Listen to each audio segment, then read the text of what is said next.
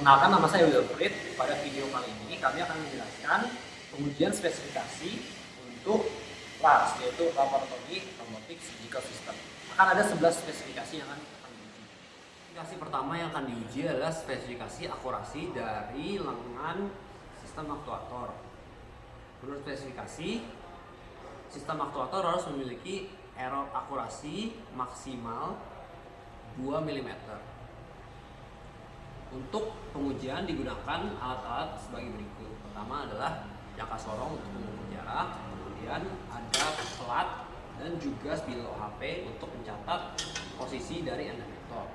Untuk langkah pengujian pertama, end effector diposisikan pada suatu titik referensi seperti yang telah dilakukan di sini. Nah, kemudian end effector akan digerakkan menuju suatu jarak tertentu dari titik referensi RO melalui simulator konsol seperti yang akan dipraktikkan pada.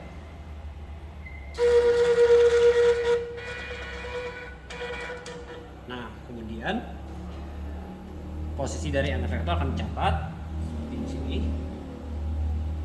Oke. Lalu posisi diukur dan dibandingkan. Tadi sistem simulator konsol menggerakkan efektor sebesar 50 mm dan di sini dapat terlihat bahwa jarak yang terrealisasikan adalah sekitar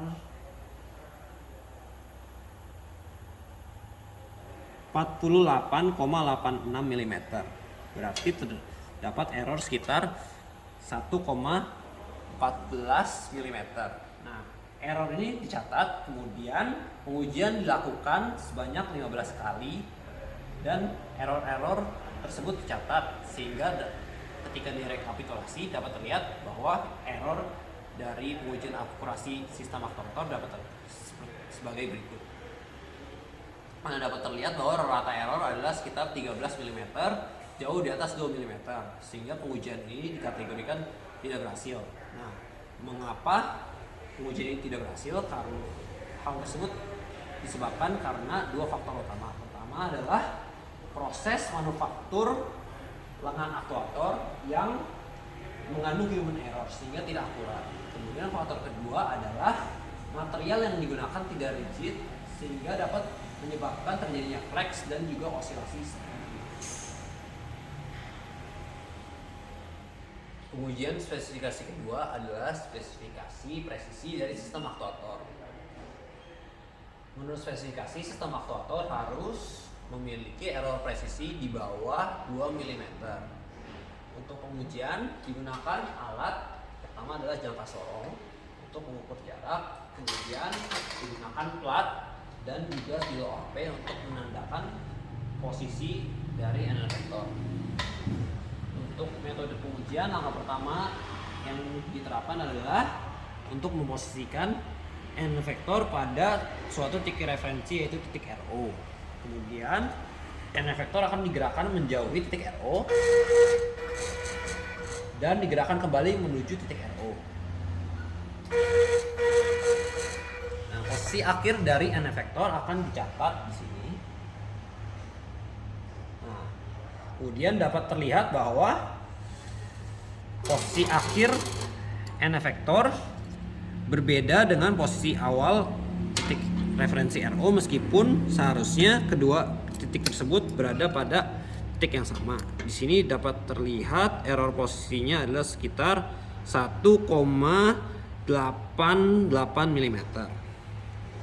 Pengujian ini diulang sebanyak 15 kali percobaan untuk mendapatkan 15 error yang berbeda. Kemudian error direkapitulasi dan dapat terlihat pada tabel berikut. Dapat terlihat bahwa rata error presisi yang didapatkan adalah sekitar 1,9 mm. Masih termasuk dalam spesifikasi yang telah direncanakan. Karena itu disimpulkan bahwa pengujian spesifikasi ini berhasil. Spesifikasi ketiga adalah spesifikasi massa beban yang dapat diangkat oleh sistem aktuator. Menurut spesifikasi, sistem aktuator harus dapat mengangkat beban yaitu minimal 300 gram. dan dapat bergerak dengan mengangkat beban tersebut tanpa terjadinya kegagalan. Nah, di sini metode pengujian yang dilakukan adalah dengan menggantungkan beban sebesar 300 gram ini ke ujung lengan aktuator. Kemudian end effector akan digerakkan dan melihat apakah end effector dapat bergerak tanpa kegagalan. Di sini ini adalah beban yang akan dipakai. Dapat terlihat di sini. Beban yang dipakai adalah 309 gram. Nah, sekarang dapat terlihat bahwa beban sudah digantungkan pada ujung end effector dari sistem aktuator. Kemudian ujung end effector akan digerakkan ke posisi-posisi yang berbeda seperti berikut.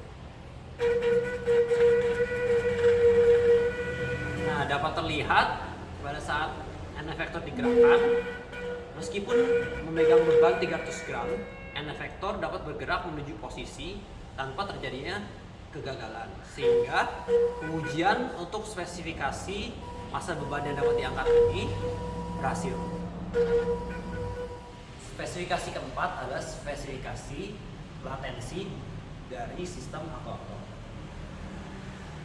Menurut spesifikasi, 80% penguji harus berpendapat bahwa respon dari sistem aktuator bersifat real time. Metode yang digunakan untuk pengujian ini adalah dengan melakukan survei kepada 5 orang penguji yang secara langsung melakukan test drive untuk menggerakkan sistem aktuator melalui sistem simulator konsol yang ada, kemudian mengamati pergerakan dari end effector pada sistem aktuator yang telah diimplementasikan. Dari hasil rekapitulasi survei dapat terlihat bahwa 100% penguji berpendapat bahwa respon sistem aktuator bersifat real time. Karena itu disimpulkan bahwa pengujian ini memenuhi spesifikasi. Spesifikasi kelima adalah spesifikasi dimensi total dari sistem aktuator. Nah, di sini diharapkan sistem aktuator memiliki dimensi yaitu panjangnya kurang dari 150 cm, lebarnya kurang dari 120 cm, dan tingginya kurang dari 180 cm. Untuk alat yang digunakan untuk pengujian ini adalah meteran, dan meteran akan digunakan untuk mengukur dimensi dari sistem aktuator pada saat posisi istirahat seperti yang sekarang ini ditunjukkan. Kemudian juga terlihat cara pengujiannya. Itu adalah pengujian untuk lebar, didapatkan lebarnya adalah 101 cm sehingga memenuhi. Kemudian ini untuk panjangnya, didapatkan panjangnya adalah 101 sehingga juga memenuhi spesifikasi. Kemudian untuk tingginya, kita lihat cara pengukuran tingginya. Didapatkan tingginya adalah 140 cm sehingga disimpulkan bahwa pengujian dimensi ini telah berhasil. Spesifikasi keenam adalah spesifikasi fleksibilitas dari alat operasi. Menurut spesifikasi, ujung lengan sistem aktuator ini harus dapat dilepas dan dipasang kembali dalam waktu kurang dari 5 menit. Untuk pengujian ini, metode yang digunakan adalah dengan meminta 5 orang penguji untuk melepas dan memasang kembali ujung lengan dari sistem aktuator.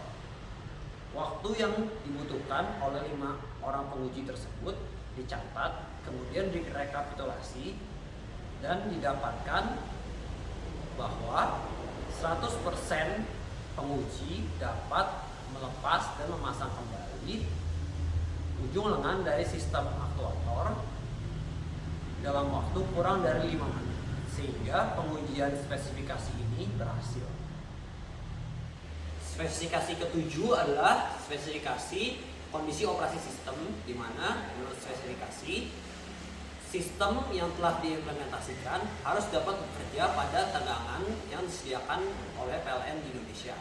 Nah, di sini dapat lihat kabel power dari sistem yang telah diimplementasikan. Nah, cara pengujiannya adalah dengan mencolokkan kabel ini ke jala-jala yang terhubung dengan sumber listrik di PLN. Seperti berikut. Nah, dapat terlihat ketika kabel power dicolokkan, maka sistem sudah dapat bekerja. Sehingga dapat disimpulkan bahwa pengujian kondisi operasi ini telah berhasil. Spesifikasi ke-8 adalah spesifikasi jangkauan pandang dan juga pencahayaan kamera. Nah, rincian dari spesifikasi ini adalah 90% pengamat harus dapat mengidentifikasi hasil tangkapan gambar yang ditangkap oleh sistem kamera ini. Nah, untuk pengujiannya,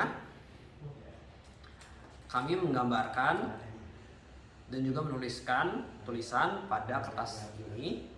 Kemudian kertas ini ditempelkan pada dinding lemari seperti berikut.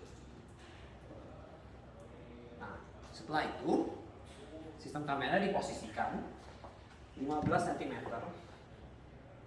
dari kertas yang telah ditempel. Kemudian lemari akan ditutup dan gambar akan diambil dari sistem kamera dengan kondisi gelap, dan pencahayaan yang ada hanya dari pencahayaan dari sistem kamera ini. Kemudian setelah diambil gambar pada saat lemari tutup, gambar yang didapatkan adalah sebagai berikut. Berikut adalah gambar hasil tangkapan kamera pada saat kondisi gelap. Gambar ini kemudian dikirimkan kepada 10 orang untuk diidentifikasi isinya. Setelah itu survei pada 10 orang direkapitulasi dan dapat dilihat hasilnya sebagai berikut. Dapat terlihat dari hasil bahwa 100% pengamat berhasil mengidentifikasi gambar dan tulisan yang ada, sehingga pengujian ini disimpulkan berhasil. Spesifikasi ke-9 adalah dimensi dari ujung lengan aktuator. Menurut spesifikasi yang telah dirancang, ujung lengan aktuator harus berdiameter kurang dari 20 mm. Alat yang digunakan adalah dengan jangka sorong ini, kemudian diukur 3 titik pada ujung lengan aktuator sebagai berikut. Dapat lihat untuk pengukuran pertama sudah di bawah 20 mm. Kemudian pada pengukuran kedua juga di bawah 20 mm. Pada pengukuran yang ketiga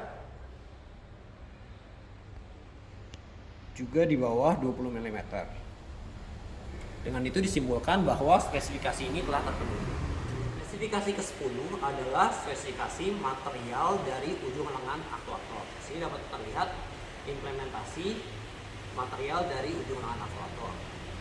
Direncanakan bahwa material dari ujung aktuator ini bersifat biokompatibel. Namun, seperti yang terlihat dari hasil implementasi, material pertama yang digunakan pada ujung lengan aktuator adalah stainless steel yang tidak dapat dipastikan sifat biokompatibelnya. Kemudian material kedua adalah resin yang juga tidak dapat dipastikan material sifat biokompatibelnya. Sehingga pada pengujian ini disimpulkan bahwa material dari ujung lengan aktuator tidak biokompatibel. Namun seharusnya material yang digunakan adalah menggunakan stainless steel yang surgical grade. Spesifikasi ke-11 sekaligus spesifikasi terakhir yang akan diuji adalah spesifikasi biaya total produksi untuk sistem aktuator dan juga sistem umpan balik cedera yang telah diimplementasikan. Menurut spesifikasi, diharapkan bahwa biaya produksi total dari kedua sistem ini berada pada angka di bawah 80 juta rupiah. Metode yang digunakan untuk pengujian spesifikasi ini adalah dengan merekapitulasi biaya-biaya yang telah dikeluarkan untuk pengembangan kedua sistem ini. Dan setelah rekapitulasi didapatkan bahwa biaya produksi total adalah sekitar 38 juta rupiah. Jauh di bawah spesifikasi, sehingga pengujian untuk spesifikasi ini berhasil. Demikian adalah video dari pengujian spesifikasi LAS. Terima kasih telah menonton.